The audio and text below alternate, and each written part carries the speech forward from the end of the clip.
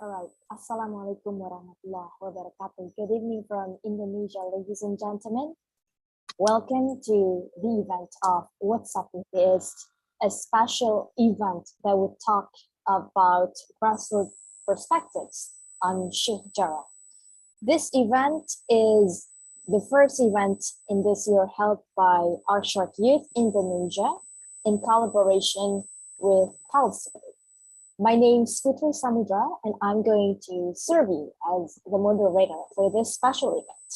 We would like to say thank you for all those people who have contributed to this event, especially you, ladies and gentlemen. Thank you for your enthusiasm as the participants. And also, we would like to say thank you for those who have supported our special event.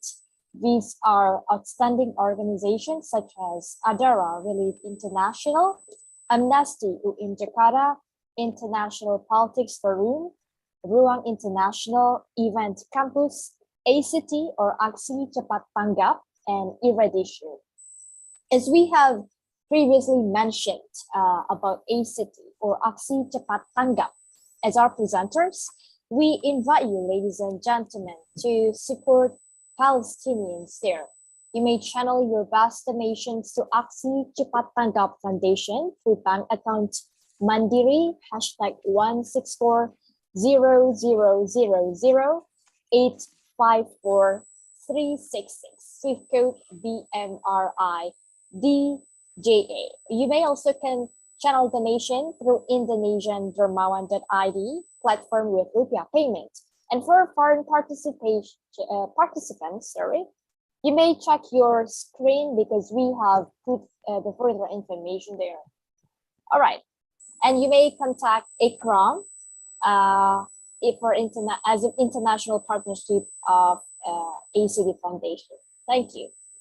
All right, ladies and gentlemen, before starting this event, we are going to have an opening speech by Mr. Abdullah Ali as the coordinator of our short youth Southeast Asia.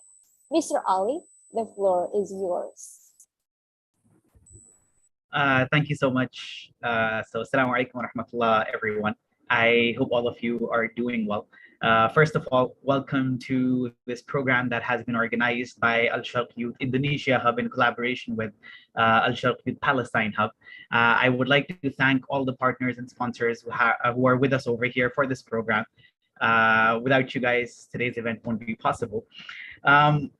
So a little bit about Al Sharq Youth. As all of you know, we are a youth network, which is currently prevalent in many different countries, mainly 3 regions, which includes Europe, Middle East, North Africa, Turkey, and over here in Southeast Asia.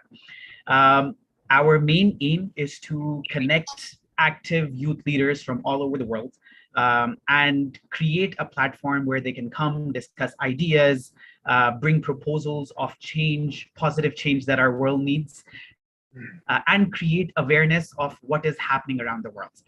Today's event is actually one of the efforts with regards to that, because all of us feel a lot for what's happening in Palestine.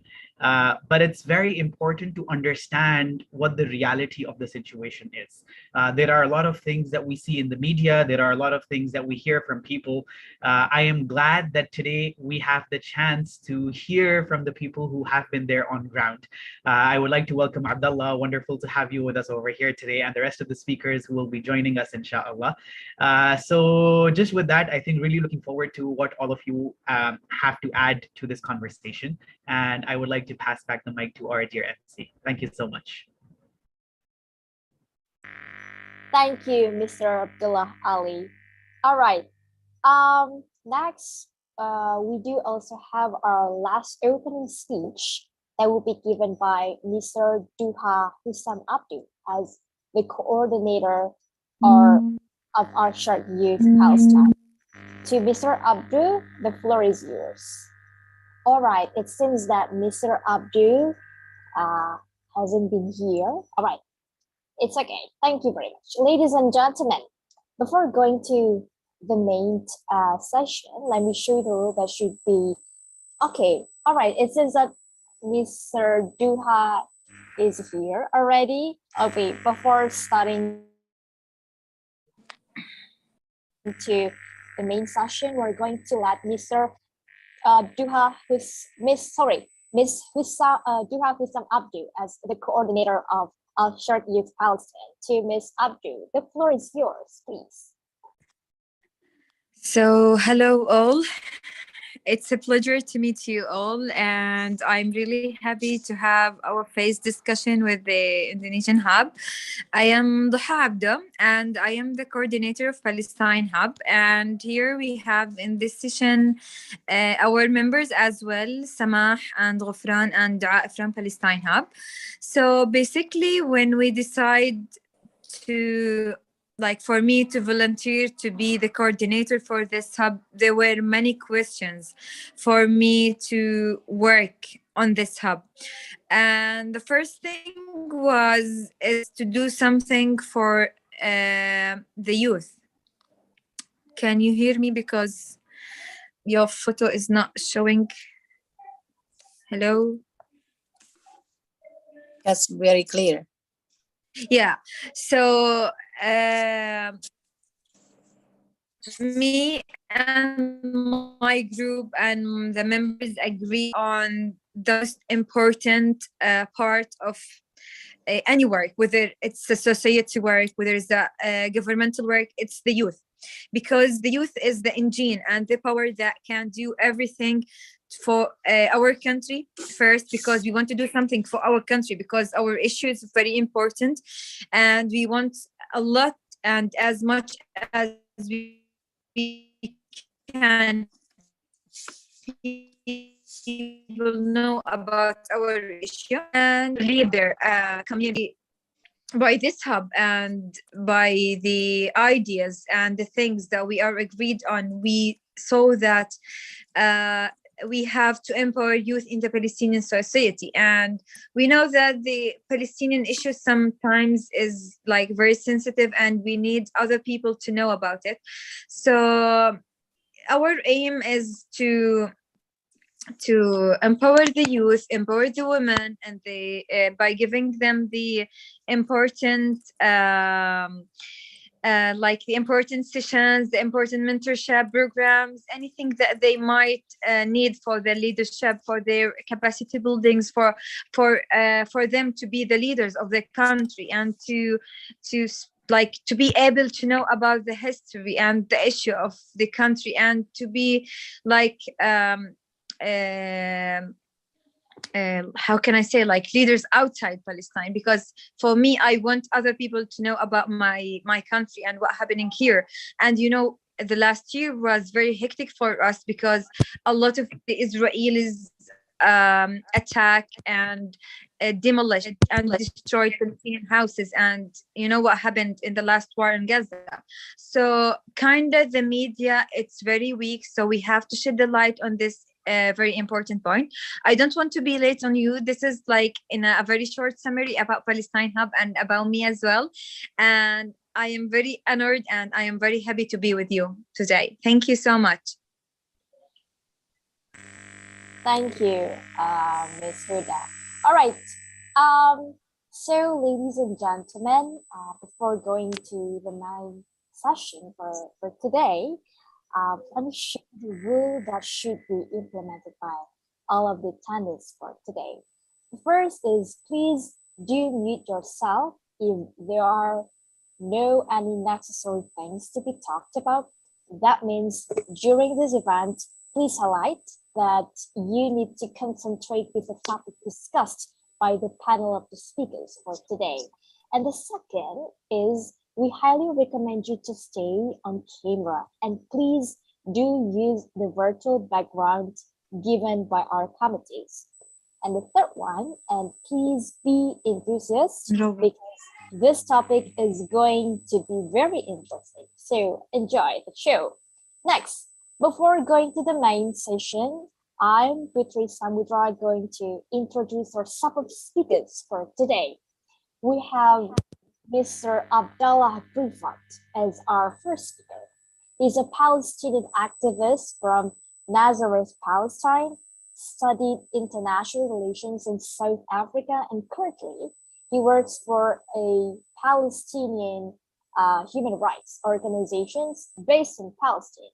So I do believe that you have been really curious about him and his experience in the grassroots matter and the knowledge to be given as the insights for us.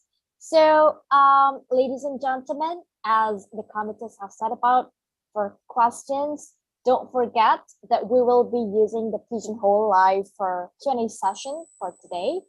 So that Pigeonhole Live is a simple interactive mobile website where you can submit questions to the panel of the speakers. And you can also vote on any questions that interest you.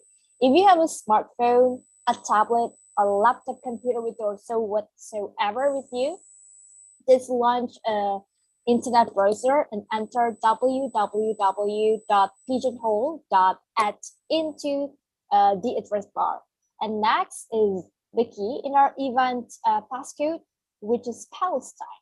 Once again, Palestine, Palestine.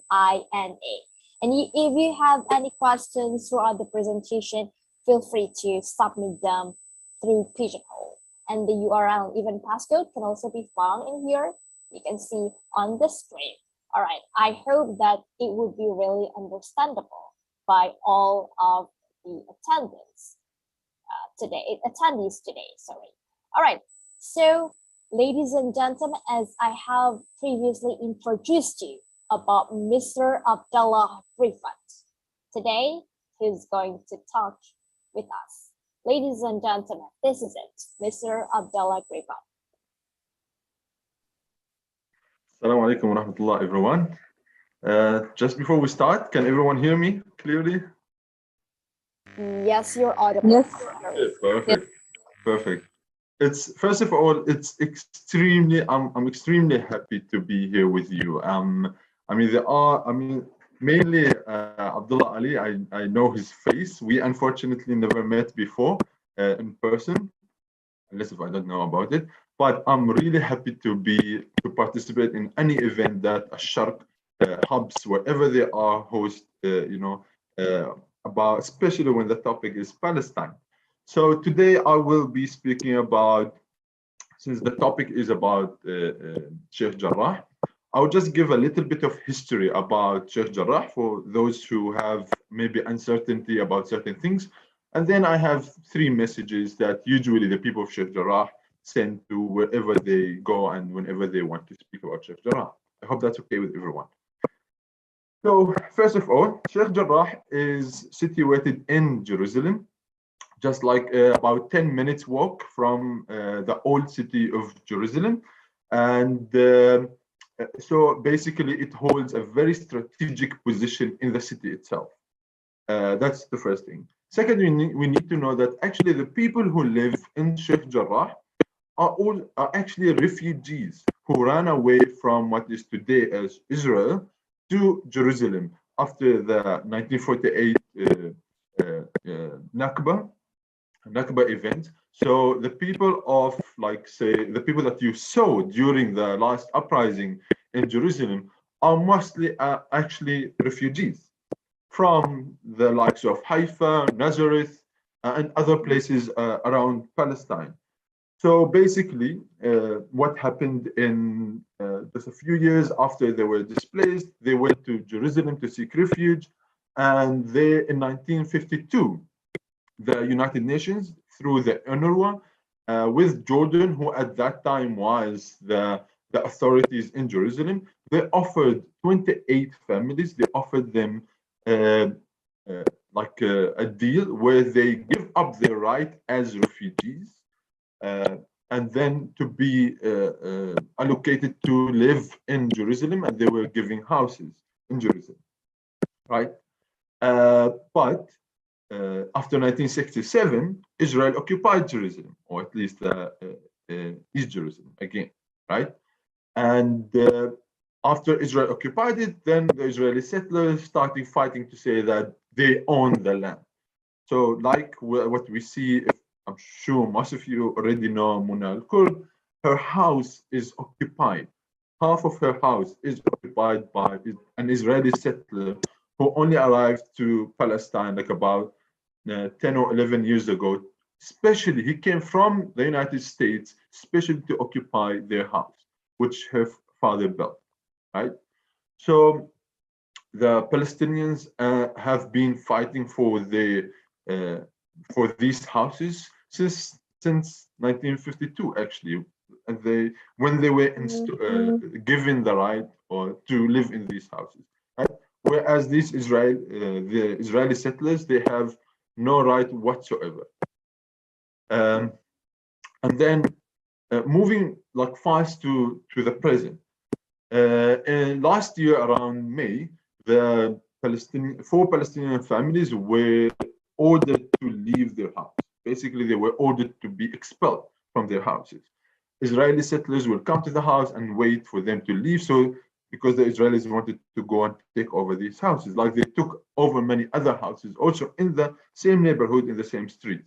I'm just going fast because about like this history, just because I'm assuming that people actually already know a little bit about Sheikh Jarrah since the topic is Sheikh Jarrah. And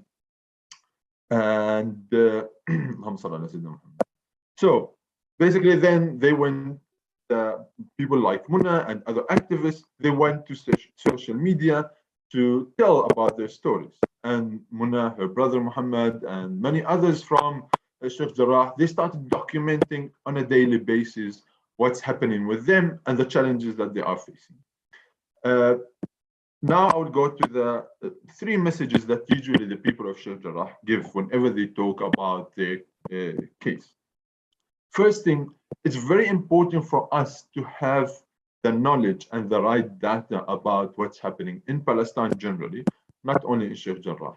So it's really important because there is confusion. We see that some people don't know even about the history, some people don't know about what's happening on the ground about Palestine and Sheikh Jarrah. So it's really important that we understand exactly what is happening. And it's very important that we use the correct terms when we speak about that, because the terms that we use, they bring the right knowledge or not. So for example, it is not evacuation of of houses. It is forced removal, right? Because they are being forced. They are not evacuated. If they are evacuated, then those who are evacuating them have the right to evacuate them. But in this case, they are forced to be removed from their house, right? When we talk about Israel, we don't only talk about occupation, because occupation is a very limited word. Israel is a colonial regime. It's colonialism, and we need to understand that, right? Israeli settlers are not Israeli citizens; they are Israeli settlers, and we need to explain this in the right way. So, knowledge and the accurate terms that we use are very important. The second point that I want to say is that we need to do action, because without action, no change can ever happen, right?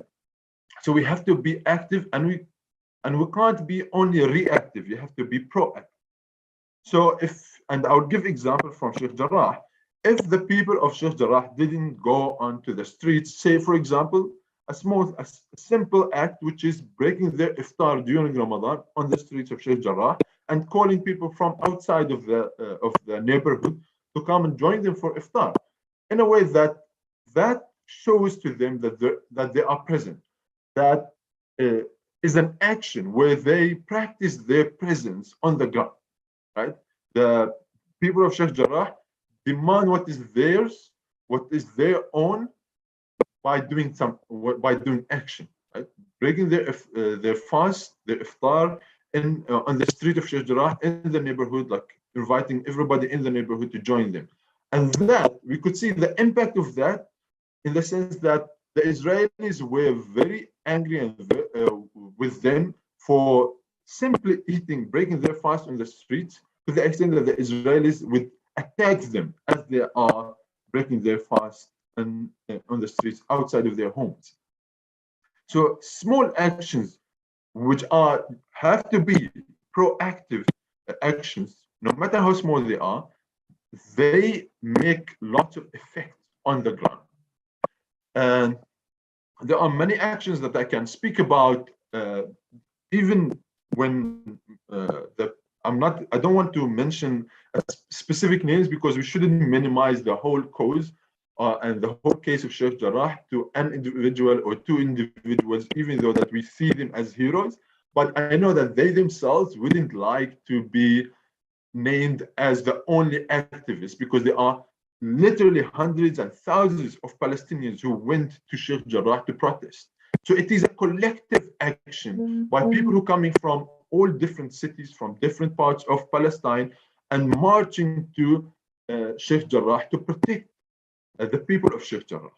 Because the human dignity is the most important element of this whole fight. We are fighting for freedom and for justice because we want to preserve the human dignity.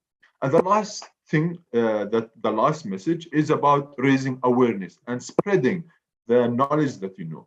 So spreading awareness and doing the actions, because awareness is basically reporting the action, is reporting what's happening on the ground. And the example for that is that if, say, again, the activists on the ground, and an example that everybody would know is Muna. If there was no action on the ground, where people basically were not on the ground resisting against the Israeli settlers or against the Israeli police or against the Israeli military, if there was no action, she wouldn't have anything to report, to then document. Am I right? So spreading awareness, using social media as a tool. Social media is only a tool that is only successful if there is an action before social media, if there is action before we decide to report on something. Right? So it's really important, and I intentionally made this order between knowledge, action, and awareness, because they come in this order. If people of Sheikh Jarrah themselves didn't know the reality, if they themselves didn't know what's happening in the ground, and they didn't know their own history and the history of Palestine, and didn't know the facts on the ground and how the Israeli settlers are operating, they wouldn't have been able to report to us. They wouldn't have been able to do action on the ground. And if they didn't do action, we wouldn't know. Me and you and many others wouldn't know about what's happening. Because let's face it, there are many thousands of activists around the world actually doing, and trying to report about certain things. And there are many activists who are writing in social media on a daily basis. Right? There are many people who support Palestine because they can't be in Palestine, and they write about it. But I would encourage each and every one of you to do action for Palestine in your own country, wherever you are. Say, if you are in a country that has relations with Israel, you need to demand by doing action. You need to know about the relations so you need knowledge. You need to know about the relations that between your country and Israel, if there is. Second thing is that you need to do action about it. You need to act, you need to mobilize, you need to gather the people and protest against such things. And then you need to spread the word. Let more people know so you can do even more bigger events. And that's how you can be impactful. And again, if I use, if we go back to Sheikh and the Sheikh youth, the youth have the most important role to play in this whole event in Sheikh Jarrah, in Palestine, wherever they are. And we always depend on the spirit, this fire that the youth have in them, in order to go and to be change agents wherever they are. I will stop here, and I will let, if there is any other things that you like to know, I would leave it for the questions. Assalamu alaikum wa rahmatullah.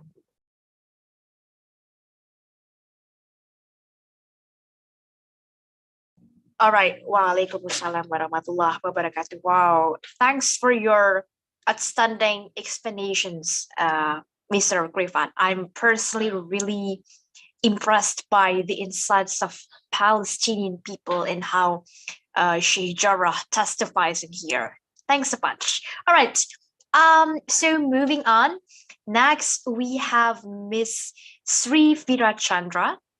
She's a chairperson of Adara Relief International. She obtained her master's degree from UIN Syarif Hidayatullah, Indonesia, as well as her bachelor degree from University of Indonesia. Without further ado, we'd like to welcome Ms. Rivera to explain her insights to us.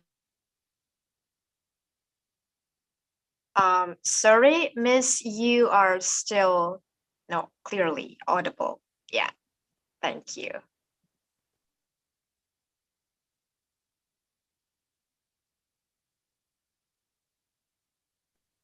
Sorry, apologies, but you're still not clearly audible. Probably you can. Is it only me who cannot hear your sound, or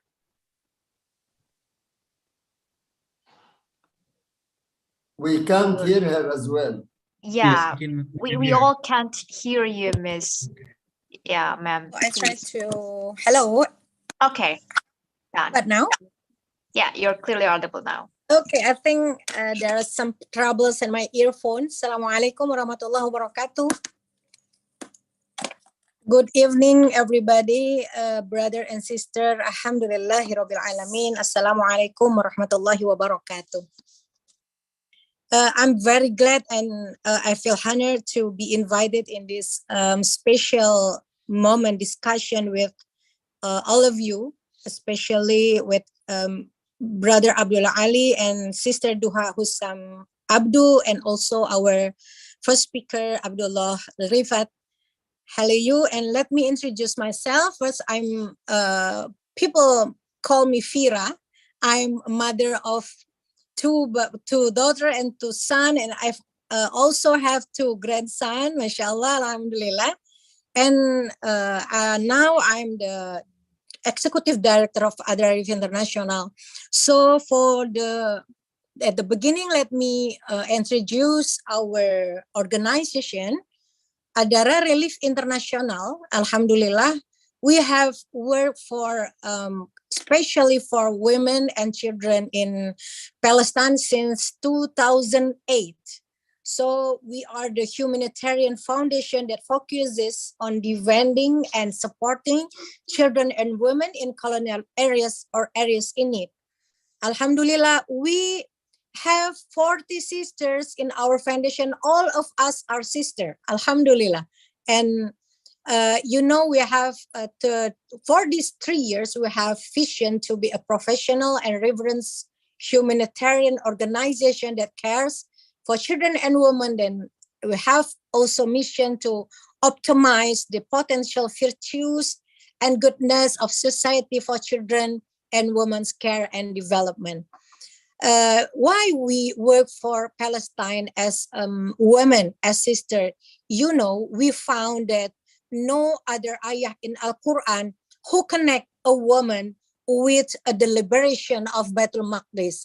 In Surah Ali Imran, we know al-ayah, A'udhu billahi minasyaitanir rajim, قالت امرأة عمران رب إني نذرت لك ما في بطني محررا فتقبل مني إنك أنت السميع العليم.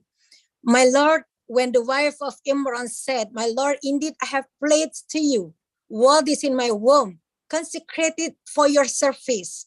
So some of ulama of Palestine said, Muharraran as to liberate Baitul Maqdis, to liberate Al-Quds, Baldah Al-Qadimah, where Masjid Al-Aqsa exists, alhamdulillah, until now. So accept this from me, you are the hearing, the knowing, you innaka antas samiul alim. And when we talk about Jarrah, Jarrah, I think is not the only tema when we talk about the Palestine. I'm totally agree with Brother Griffith, as you said that in the 1950s, the UN funded a Jordan project in Jarrah to build homes for displaced Palestinians. But some of the land involved, it said that had been owned by two Jewish associations before the creation of the state of Israel. And we can read here, the Jarrah people drawn here and paint will come to the Starfight Jarrah neighborhood. Ahlan wa sahlan. في حي سير الجهرة الصامت. Yeah, mashallah. I think this is very important issues to talk about. But of course, we know that it's not only Jarrah. We know that the Palestinian problem we can see in the next slides is not a poverty problem. Only most of people said the Palestinian is a needy people. They are poor. They are also under the poverty line. It's also maybe it's some of area, maybe in Gaza. But we have to know that, as Brother Grifa said, we have to have the comprehensive knowledge about the Palestine. The Jarrah, what happened, the clashes ever happened in Gaza or Al-Quds or any area of Palestine, we know that the Palestinian problem is not a poverty problem. The Palestinian problems issues of Israel's attempts to seize Palestinian land, and they do it in various ways. Their goal is to expel the Palestinian nation. And I would to like you that I'm for this time that we have not so long time to talk about the ethnic cleansing by the Israel. They do home demolition. They kidnap the women, they kidnap the children, and shoot them and arrest them. Also, they do the uprooting the olive trees, and also they build a apartheid wall for 710 kilometers, and also there be checkpoints to make the Palestinian people, especially in Al-Quds, have more troubles in their life. I want to show you that our Griffith said that Jarrah is the city in Al-Quds that's very strategic, only 10 minutes by walk from Al-Quds to Al-Jarrah. And we said that Jarrah here still build up Palestinian area, and they want to make Jarrah as Israeli settlements, also like Silwan and other countries in Jerusalem. And in 1975, the Zionists announced plans also to build a 110 hectares national park in the East Al-Quds region. The national park will be built on a Palestinian settlement, namely Wadi Hilman in the Silwan area. You saw where is a Silman area? Under this plan, at least 4,000 Palestinians are in danger of losing their home. But not only that, we know, of course, the destruction of the demolition of this area also destroys Islamic historical sites, Palestinian schools, and so on. Next slide, we can see why we only talk about Jarrah. Alhamdulillah, maybe the action of Sister Muna and Muhammad Al-Kurdi and so many people came to Jarrah to make a big demonstration. The Great March, the not only in Gaza we have Great March, but also in Jarrah, especially last Ramadan. You know that also the city named Beita, Lifta, also Silwan, Yafa, and Al Najaf also is vulnerable demolition. What is their excuses to demolish the city? So they said that the Palestinian people unable to pay taxes, building without permits, and also they want to construct or to build of public sites.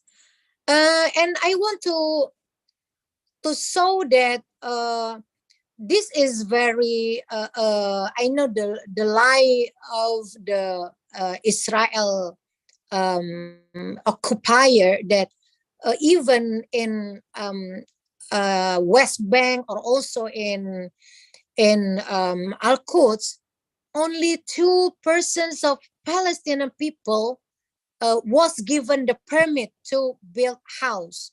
So it's not real. It's just a lie of the lie of the Israel, they say that they are without permits because they don't give permits to people of Al-Quds to build the houses. Also, the home demolition is conducted by the Israeli military and also as the collective punishment against residents who are considered to injure or try to injure. Also cause thousands of people to become refugees. And next, we once show you the video about the home demolition in Al-Quds. Let's watch together.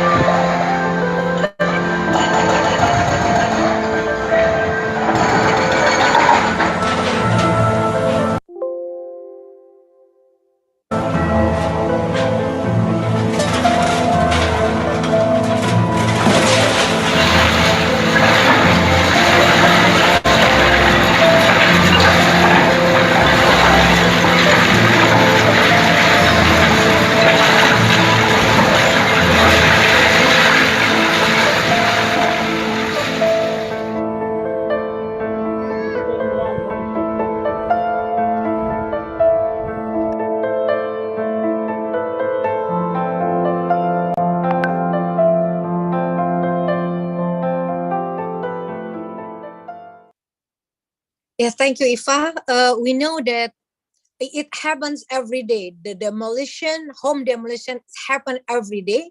And people called, or the activists, Palestinian activists said this is the creeping annexation of Palestine.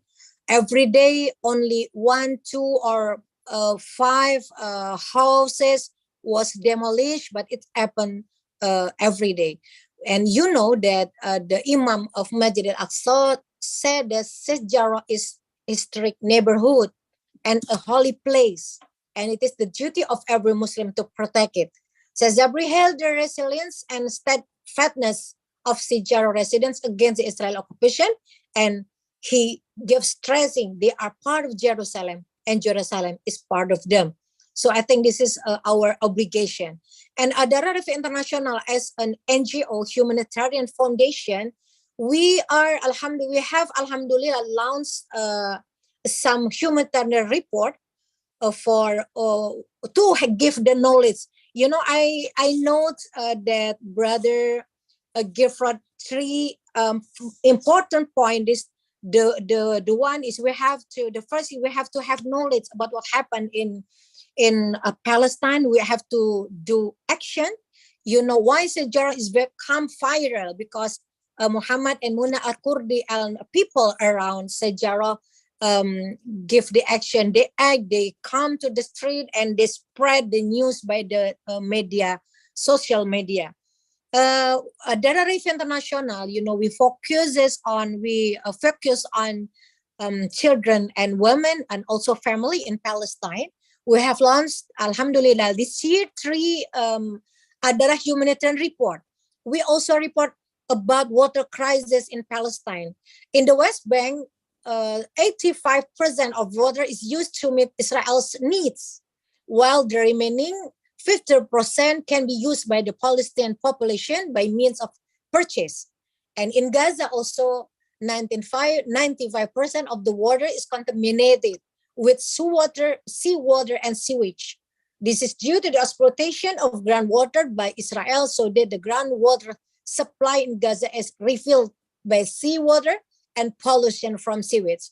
So the Palestinian people don't have enough water and control about it. And the tactic of the Israel authorities is to slowly lower the water, so we have to leave this land. So their goal is the Palestinian people leave the Palestine, leave the country, leave Masjid al-Aqsa, and of course we should not leave them alone, and we inshallah keep together with him to maintain and to liberate the Masjid al-Aqsa and Al-Quds. The second report is Judaization of Palestine. Yes, the Judaization of Palestine. And in Al-Quds, we also have to make give attention to this very important point, Judaization through lands, that you know that Israel's domination of Palestinian land through uprooting the olive trees and also the home demolition, and the second, Judaization of humans, eliminating the existence of the Palestinian nation through ethnic cleansing. That's why they aim the children and women, because you know that the children are the future of a people and the future of a nation. And we know also the name toponym that uprooting Palestinian identity, and the fourth is Judaization of Islamic sites. And the third Adara humanitarian report is the fact about the children detainee. Yes, you know, the military order to make Israel legal to detain the Palestinian children, and also the violence against the children of Palestinian. And this so also make they make the children cannot get out from their house. So this is some of our research about children and women in Palestinian. And I think we should stick together about this. We know Jarrah is one important case in Palestinian, and so many ways they have done to occupy and colonize the Palestinian land, and also to expel the Palestinian people from their country. Next slide, Afif Ifa. Yeah, we know this is the data of the detainee of the children or women in Palestine and Al-Quds. And at slide 22, Ifa, we came direct to slide 22. Brothers and sisters, our priority work for Al-Quds, the first is raise awareness about Al-Quds and Palestine. So as Muslim, we know Al-Quds as a very important position for us.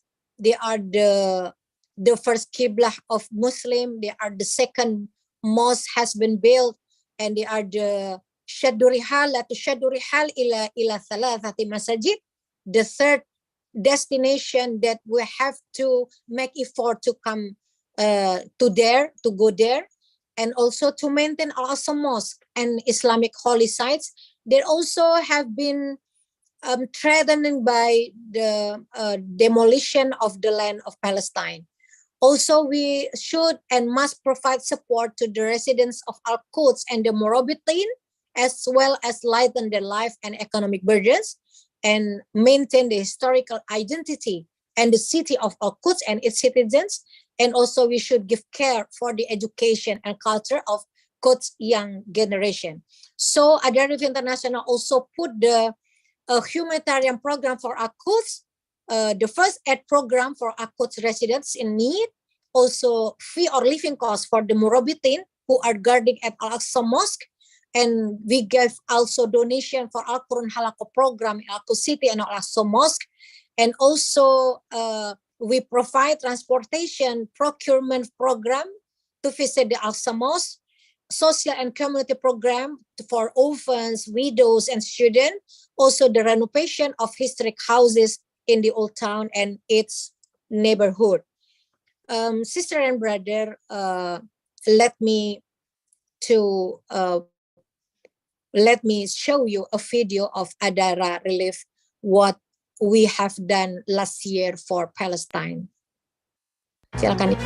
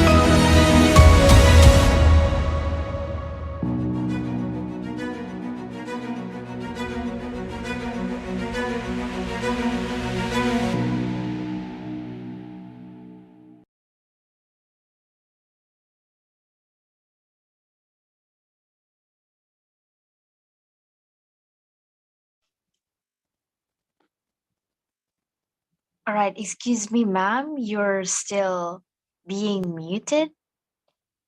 Yeah. Sorry. Yeah.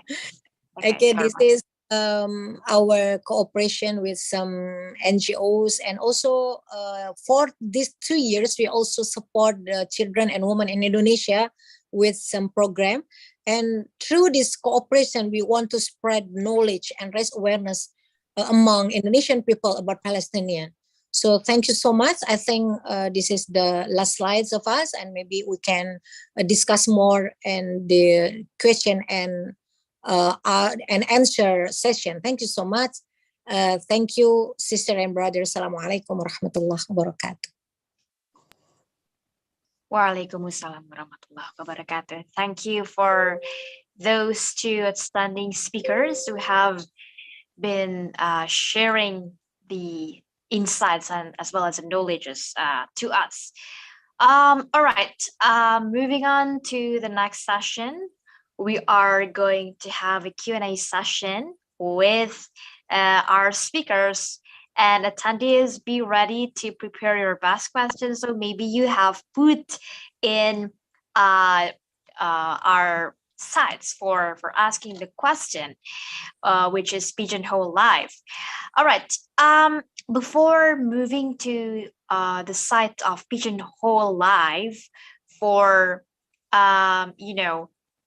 for answering those questions from all of the attendees, maybe I'm going to start to ask some of the questions through our outstanding speakers, which are Mr. Abdallah as well as Ms. Fira. All right. I'm going to ask for the first question. Maybe this will be proposed for Ms. Sri Fira Chanda. Yeah, the question would be, it's very interesting to know that you are currently working as a chairperson in your organization, which obviously or specifically talks about women as well as the children in Palestine. We knew that a lot of people are currently, they have realized the importance of pointing out of children as well as women throughout the world. And we knew that there are a lot of movements that is currently talking about women and the children.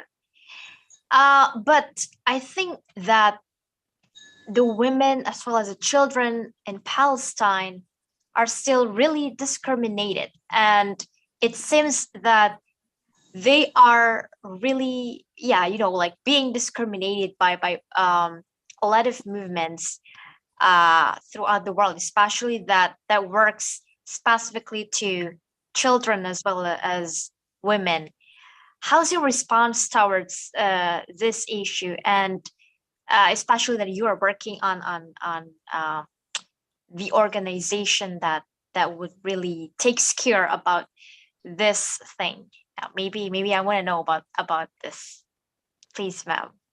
Okay, I should answer directly. Okay. Yeah, Okay. you can answer it, right? Tagline 28 Maret sampai 5 April. Okay. We all knew that Bulan women Tagline. and all over the world, I Ini think apa Tagline atau dana donasi? not only in Islamic world, like people say, but also around the world, that women and children are discriminated and so on.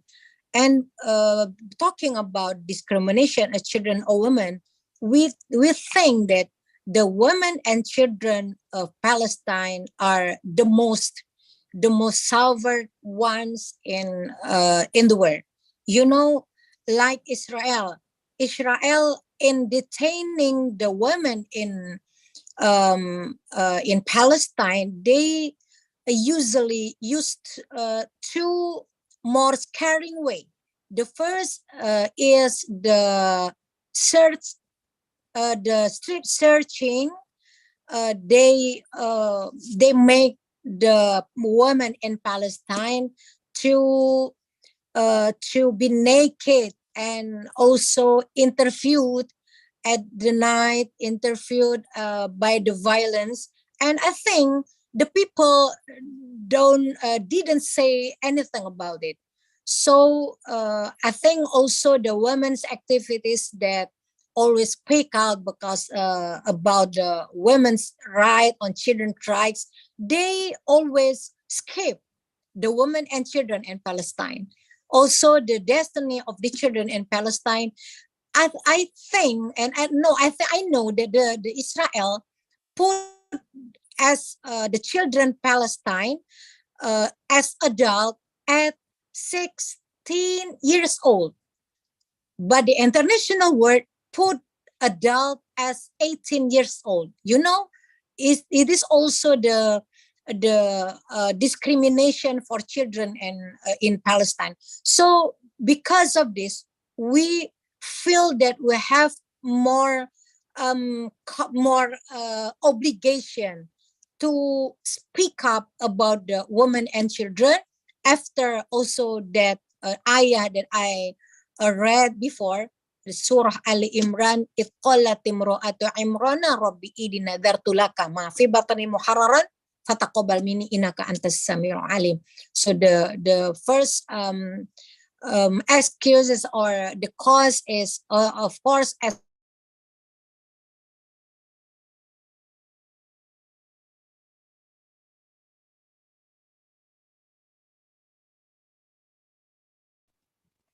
I think she misses out the connection. Yeah, I think the connection is not there.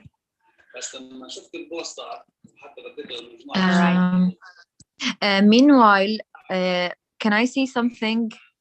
Yeah, sure, please. Today we have our like a person who always defending Palestinians, especially in Sheikh Jarrah, who is Zakaria Oda. He's with us today, so maybe we can let him like talk about, since he's from Sheikh Jarrah from Al-Quds. So maybe he can speak precisely about what's happening there, what's his position towards people who are living there. So maybe we can open the floor for him. Yeah, sure. All right. Yeah, the floor is yours, Mr. Zakaria, are you here? Yes. Yes, good afternoon or good evening. Thank you. I would like first to thank the organizer for giving us this opportunity to speak about the situation in Sheikh Jarrah. My name is Zakaria Ode. I am the director of the Civic Coalition for Palestinian Rights in Jerusalem. I am a Palestinian refugee from Lifta. My family were displaced in 1948, and today we live in Sheikh Jarrah, in the neighborhood of Sheikh Jarrah. You know, just if you allow me just to give some background about the historical development in relation to Jerusalem. You know, Jerusalem, West Jerusalem, with 1948 was occupied in 1948, and then as a result of the Israeli or Jewish groups and the Nakba, Jerusalem was divided into West and East. West Jerusalem was under the Israeli established state, and East Jerusalem with the West Bank under the Jordanian rule. In 1967, Israel occupied as well East Jerusalem, and one of the first things Israel did, and which is really one of the main action, is the annexation of East Jerusalem. What does that mean? That they put East Jerusalem under the Israeli jurisdiction, the Israeli civil law. And since 1967, Israel has been implementing a systematic, continuous policies of annexation, control, for the last, in June, it will be 55 years of Israeli occupation, where Israel have been implementing various policies which aim or has one main goal, is how to control the land and how to force the Palestinians to leave the city of Jerusalem. So we talk about land confiscation and building settlements. Maybe you know now there are 16 settlements in the city of Jerusalem, where there are 220 Jewish settlers or colonials who live in East Jerusalem. As well, we are facing the Israeli discriminatory urban planning policies, Israeli restriction on building, and as you talk, our friend, she talk about Israel have been, the Israeli institution have been denying the Palestinian the opportunity or the license to build homes. It's important here to mention, because of the restriction on building permit, Palestinian has no choice but to build without a permit. There are nearly 20 to 22,000 homes or apartments in East Jerusalem that have been built without a permit. What does that mean? According to the Israeli occupation law, that any house or any building without a permit, it should be and it must be demolished. Nearly 1/3 of the Palestinian people in occupied Jerusalem, they live in homes that are under the risk of demolition at any time. So the other issue is the restriction on movement and the closure of Jerusalem. You know, Jerusalem has been now closed by military checkpoint and by the separation wall, as well as revoking of residency. You know, one of the things that Israel, they done after the occupation, soon after the occupation, they did a survey and they consider Palestinians who live in occupied East Jerusalem as residents, not as citizens of the city. And of course, they put a lot of regulations, a lot of laws where they allow them to revoke Palestinian residency. You know, now there are nearly 15,000 Palestinians who they lost their right to live in occupied East Jerusalem based on the Israeli residency law. I mean, just to give some example, like if somebody live outside Jerusalem, even if he lives in Ramallah or Bethlehem in the West Bank, we lose our residency. So we have all the time to prove that our center of life is the city of Jerusalem. Otherwise, we lose our residency. And I can't, as a resident of Jerusalem, I can't go and live in Bethlehem, which is only 15 minutes driving from Jerusalem, or in Ramallah. So with all this denying of residency, as well revoking residency, as well we have been seeing as well the continuous Israeli and settler attacks and invading of the holy places, invading Al-Aqsa Mosque. Every day there are hundreds of settlers under the protection of the police, under the protection of the Israeli officials, who every day they enter the mosque, they provoke the Palestinians, while all of us, we know that Al-Aqsa Mosque, Al-Aqsa compound, which we talk about 144 dunums, are purely an Islamic place.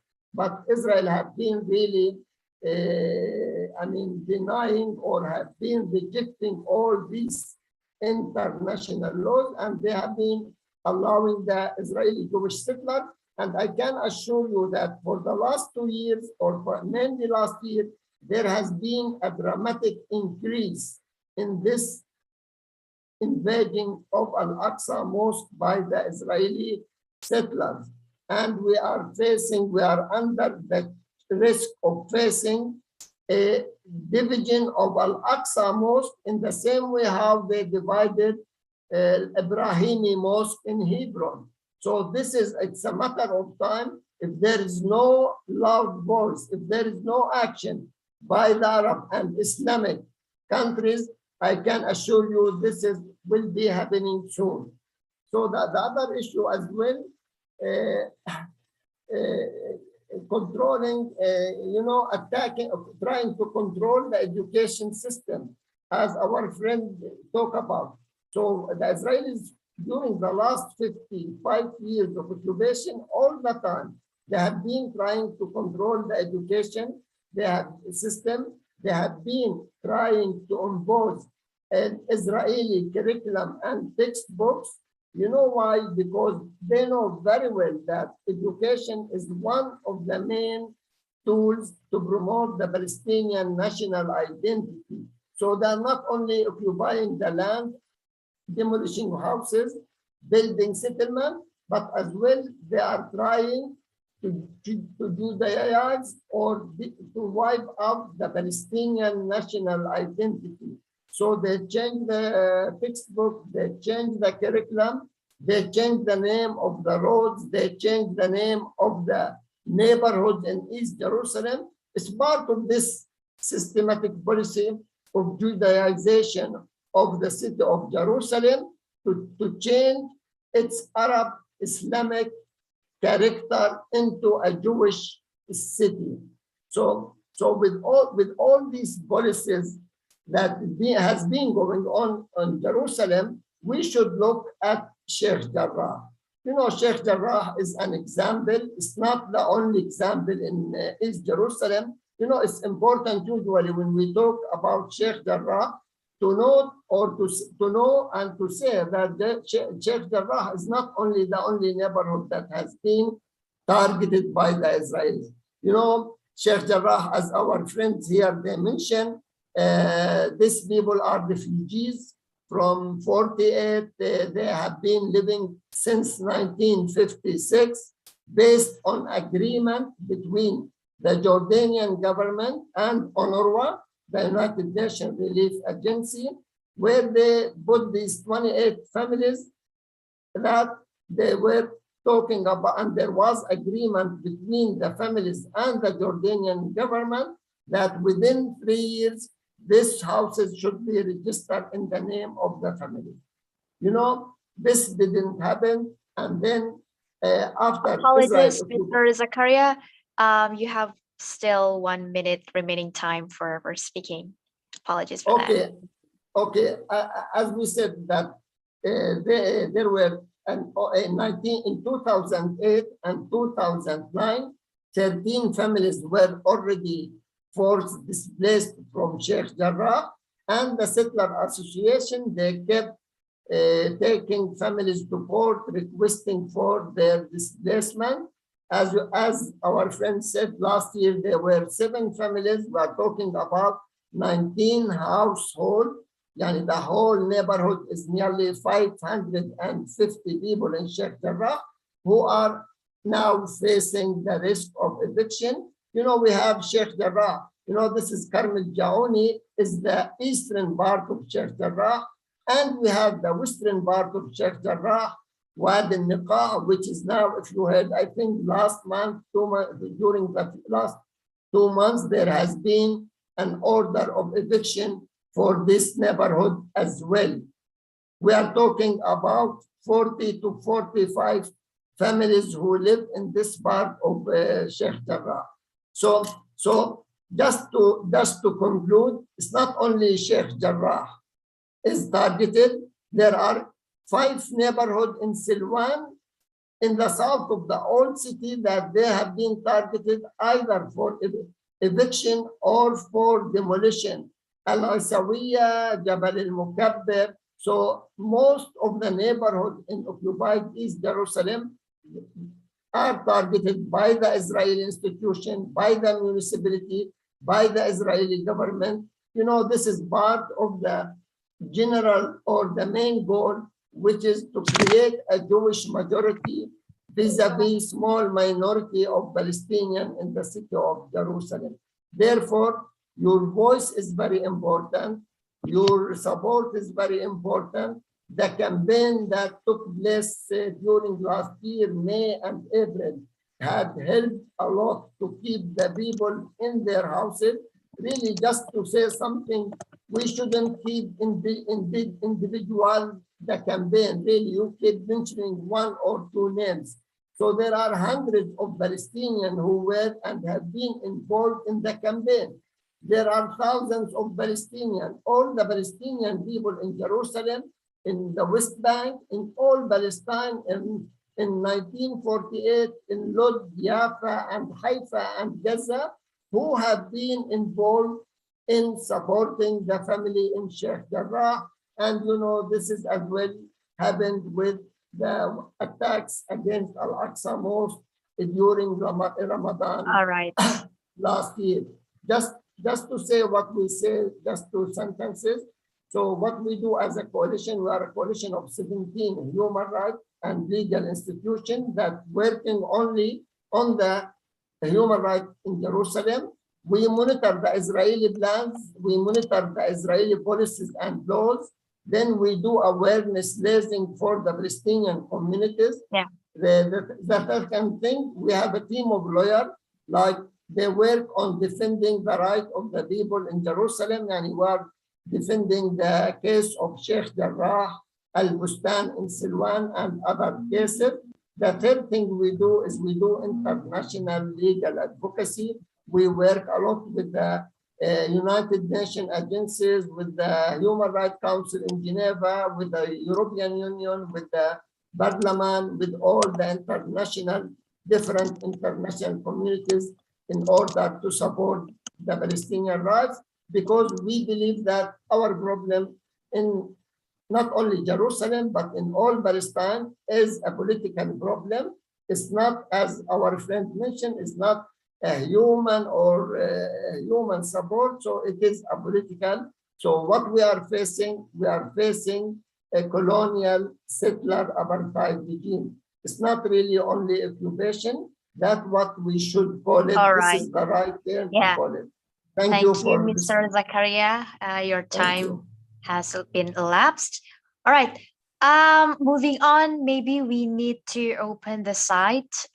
Committee, please do help me to see all of the questions, because all of the attendees here, they have a lot of questions that should be answered. Okay.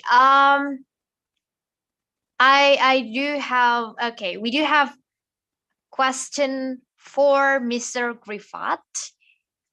In Mr. Griffith's opinion, should we increase the numbers of campaign regarding the Palestine issue Will this campaign be successful? And how is the best way to campaign it in this digital era? From Novel Isa Yubal, Universitas Nasional Jakarta. Please, Mr. Grifat. Assalamu alaikum, everyone. Well, I like this question, and I believe that Palestine should be a cause that we mobilize for every single day. It's not seasonal, and it's not an issue that we should only remember when it's in the news. And yes, we should increase the numbers of campaigns regarding the Palestinian issue to the extent if we have an every day, if we have like actions for Palestine, that would be wonderful. And I usually say this in other countries, and I would say that we need to do campaigns to the extent that every single Israeli and Zionist, wherever they are, they don't feel comfortable in their own spaces. So they need to hear about Palestine every single day. And if we speak about the digital era, and I do believe that it's important that we mix our ways of awareness and our ways of solidarity with Palestine. We can do, as I said, and I really want to emphasize on the point that we need to do action, and at the same time we also reflect that on the digital world, right? By hosting events like this one and creating awareness and spreading the word on different spaces. And if I'm not mistaken, I wanted to go back to a point where I think I have seen an advert where it said that there is actually currently in Indonesia, there is there is an Israeli group that's visiting Indonesia for a sport event.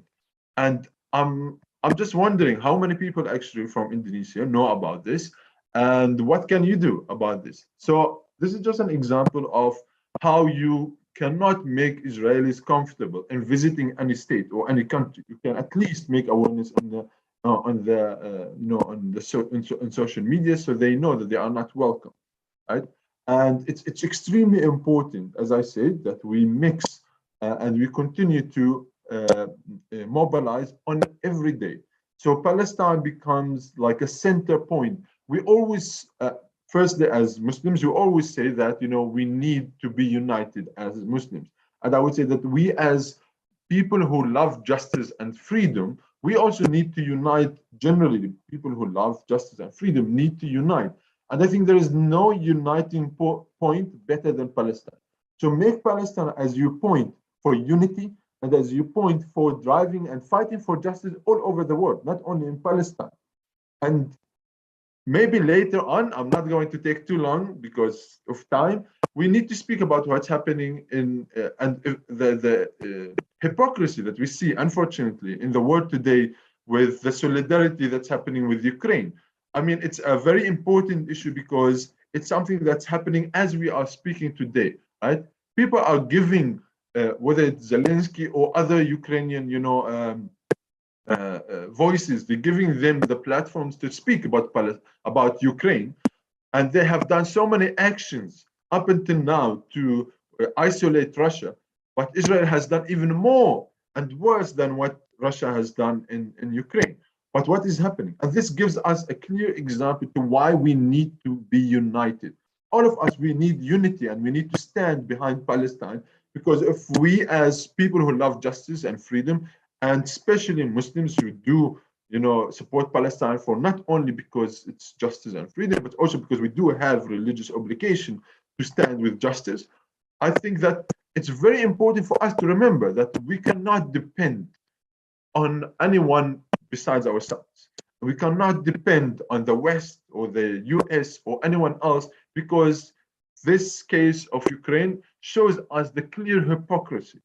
And we cannot just sit and cry about the hypocrisy in the West because we know about it. We always knew about it, but it's just an example that we need to unite. We need to work around, even supporting injustices in your own countries, right? And supporting justice, in your own countries, and stopping injustice, whether it's fighting for children or women or the hungry or anyone in your own country.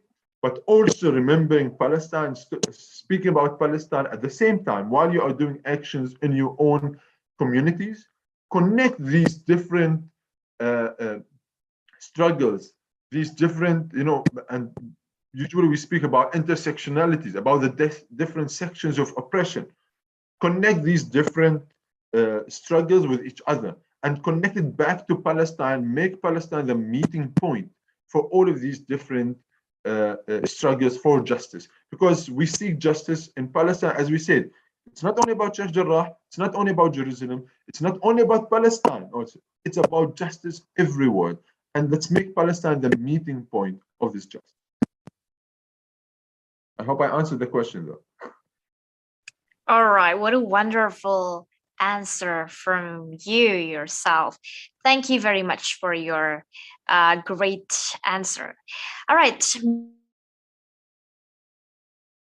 to the next question by the participants. Maybe I want to also ask, since there's someone ask yourself about this from Norfla Esayubal. How can the youth generation be involved in the humanity campaign or community or organization, especially regarding to the Palestine issue? This is for Madam Fira, please. Okay. Thank you for the question. I think this question is very interesting because I know with the question, I think you have been touched to support Palestinian more than now. Of course, you can join maybe for the first time, you can be the volunteers to the organization, you can submit, or you can just give comment to the organization, the Instagram and Facebook and other international has also opened the opportunity to the youth who will work with other Relief International to make a campaign and also support the media and so on. Please welcome and please visit our social media. Thank you so much.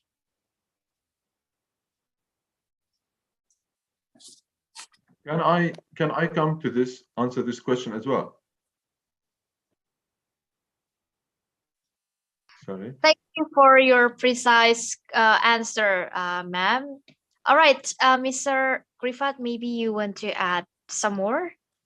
I just want to add to this question. It's not only about joining human rights organizations and humanitarian organizations, which is important and we have to do it, but also join the solidarity movement.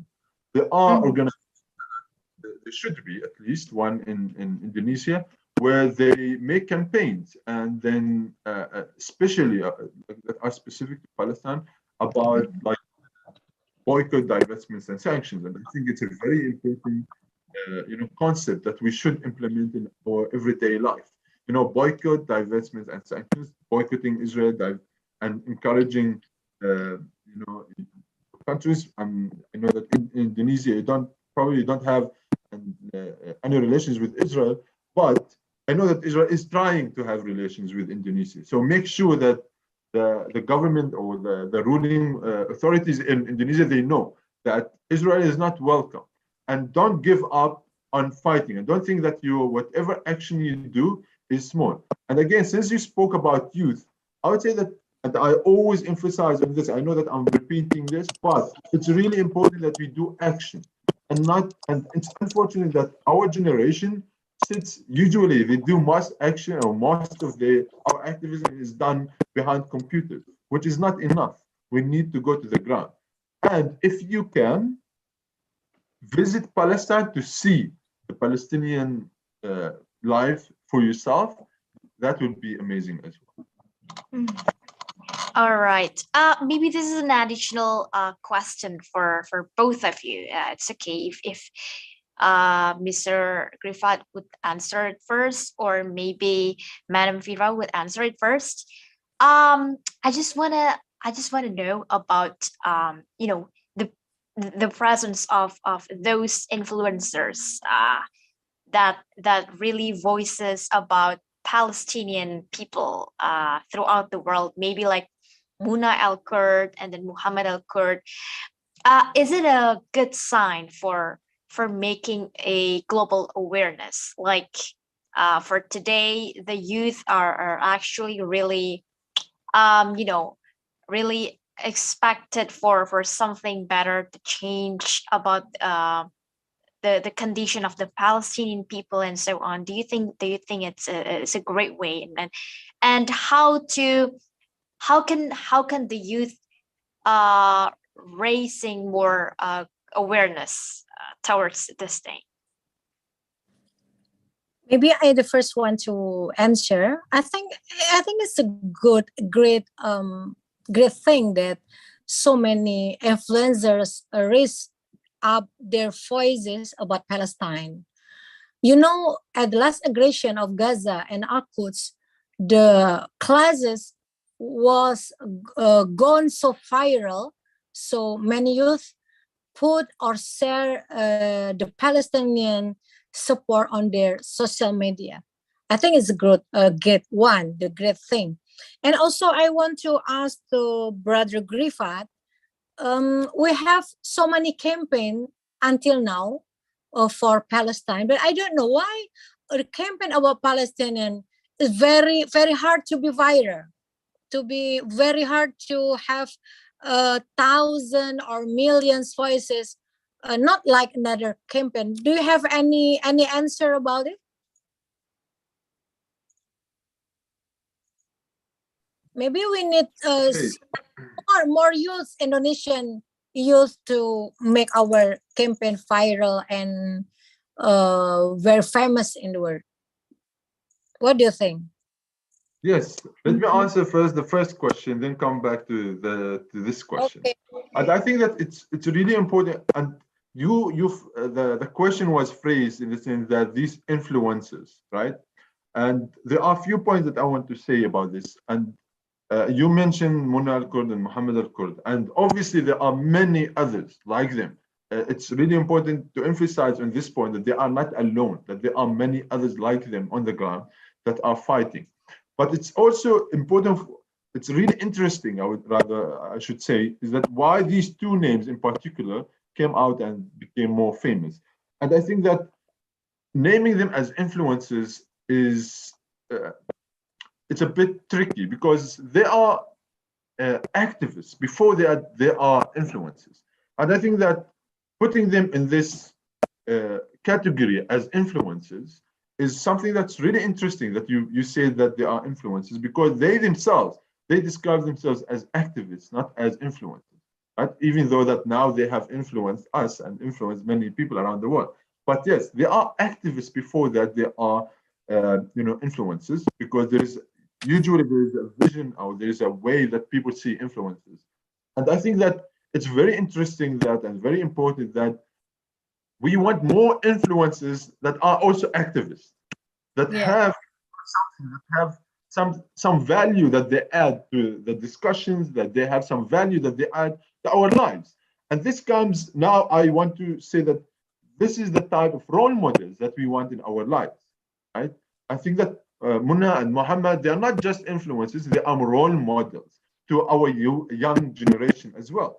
Because it's really important that this type of influence, this type of individuals, those are the ones that we want them to be the real influencers, not the influencers who only make adverts about clothes and food and games and stuff like that. We want influencers who add value to our lives, right? And this is a really important point that I wanted to make. And here there's another concept that I'm thinking about now, which is about leadership. We in Palestine, we need leadership, right? And we are obviously, and not only in Palestine, but all over the world, the Muslim world also, and others, there is a need for honorable and honest leaders. And when we see people like Munna and Muhammad and others who, becoming role models for our generation, that indicates to us that they will be good leaders in the future. And we hope that they can be good leaders in the future. Because now, if we look around us, there is a crisis, leadership crisis that we see in today, whether it's in Palestine or other countries. But it's really important that the youth are waking up today and that they are thinking critically and they are thinking outside of the box and they are not just following orders and that they are not just following the trends and they are not just following the expectations of whether it's the West or even the older generations, unfortunately, because the older generation sometimes is not always as effective and as active as Sister Siri Vera here, right? And I hope that we can have more influencers who are also activists, who are also role models and can become leaders in the future. And I think this is really something that we need to re-emphasize in our talk, that especially that we are talking about now, we are being hosted by Sheikh, which is a platform for young leaders or potential leaders, is that role models like that are really important, that we study their lives and that we keep talking about them.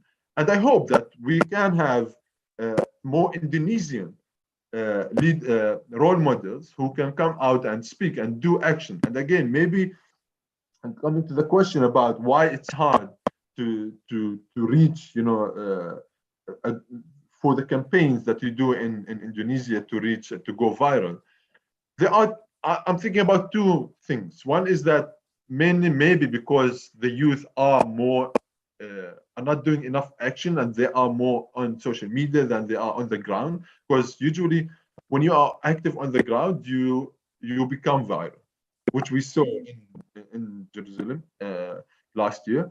But at the same time, remember that we live in a world that's dominated mainly, and the power dynamics are held by mainly, I would say, racist people. And again, I would say in the West, and white people, again, Yes. like there is racism about what's happening. And if we go back to my question about Ukraine, why do people care about Ukraine? Became such a trend when, in Burma or Muslims in China or even African people in Africa are suffering on a daily basis, but nobody cares. About It's Palestine. only because Yeah. Ukraine is closer to Europe and because they are white people, as many other European journalists have said. So there is an element like that. And that's why, again, I go back to my point about solidarity and meeting point and having this connection between our struggles, our joint struggle, your local struggle with our local struggle. Together, we can all fight for justice and we can always make Palestine as our meeting point. I hope I answered the question. Okay, agree. Yeah. Thank you very much, Mr. Crawford, for your answer. Madam Fitra, do you still want to add some more answer? I think enough, inshallah. Alhamdulillah. Okay. All right. Thank you very much for those outstanding speakers for the Q&A session.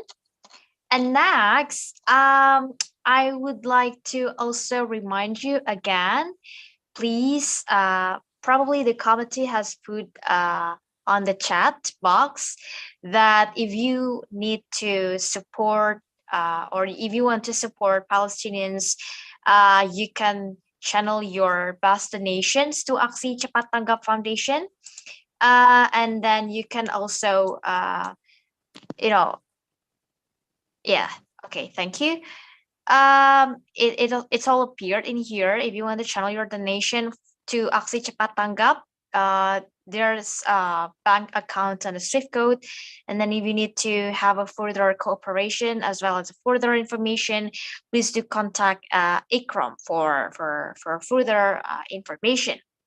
Thank you very much for those attendees as well as the speakers. And now maybe I'm going to put a little bit of the conclusion for today's event. So as what we have heard about Palestinian people, as well as explanation from those two speakers, we're now enlightened that more than 5 million Palestinians, on the other hand, they still do not enjoy those freedoms. They practically live in an occupied territory, which is governed by Israel, since a long, long time ago, but was never officially annexed. So that means they don't enjoy the rights of Israeli people because they are not citizens of Israel, but they are forced to live their lives based on the decisions made by Israeli politicians, and army generals. They cannot build houses or start new businesses outside their current cities. They need to permit to work inside Israel or to travel abroad, and their borders are controlled by Israel, obviously. So they can't import and export goods and cultivate a healthy economy. So they are really basically completely reliant on their Israeli occupiers. And the Palestinians try to revolt many times, either by force, either by diplomatic methods, but all their attempts have failed miserably because of the Israel. So if you want to support Israel, it's your best decision to support, and otherwise the Palestinian people wouldn't change as fast without your support. So thank you very much for this. Before ending the session, I would like to ask for your participation to open the camera, as we're going to take a picture together for twice, and then let's just end this event as well. All right, I'm going to wait for all of you to open the camera for 5 seconds. 1, 2, 3, 4, 5. All right. The committee, please do help me to take a picture, since I'm using other devices besides my laptop. All right. Once when I say, all right. Okay, committee. Oh, so you want to help me for that? Yes, I will Okay, help you. Okay, so I will count from 3 until 1. 3, 2, 1, cheese. Okay, next slide. 3, 2, 1, cheese. Okay, thank you for your participation. And all right, thank you, content. committee. Overall, thanks for your participation. We are extremely honored for those who have attended this event. Thank you for Palestine Hub. Thank you for Al Sharq youth throughout the world who have participated in this event. And thank you for those outstanding speakers. We hope that we would like to see you again on the next event. Thank you. Wassalamualaikum warahmatullahi wabarakatuh. Thank you. Assalamu alaikum. Assalamualaikum warahmatullahi Thank you, wabarakatuh. everyone. Assalamu alaikum. Evening. Thank you for all speakers and all Thank you for all participation. the speakers.